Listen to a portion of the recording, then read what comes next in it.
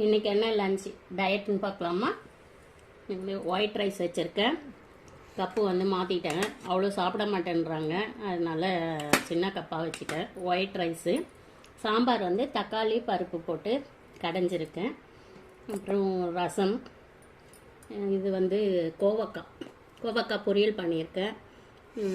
கோவக்காய் வந்து cost iron கடாயில் கொஞ்சம் டீப் ஃப்ரைன்னு ஆயில் ஐட்டம் பேஷண்ட்டுங்க சாப்பிட்லாமான்னு நினைக்காதீங்க. கொஞ்சமாக எண்ணெய் ஊற்றி, இரும்பு கடாயின்றதுனால கொஞ்சமாக தான் எண்ணெய் ஊற்றி டீப் ஃப்ரை பண்ணியிருக்கேன். கோவக்காய் பொரியல், பீன்ஸு பொரியல், வேர்க்கடலை வேக வச்சு வச்சுருக்கேன். ஒரு அப்பளம் சாப்பிட்லாம். நம்ம சாதம் கம்மியாக இருக்கிறதுனால ஒரு அப்பளம் எடுத்துக்கலாம். இதுதான் எங்கள் வீட்டு லன்ச்சு. இந்த லன்ச்சு வந்து கரெக்டாக நிறைய பேர்கிட்ட கேட்குறேன், கரெக்டான்னு யாராச்சும் கமெண்ட் பண்ணி சொல்லுங்கள்.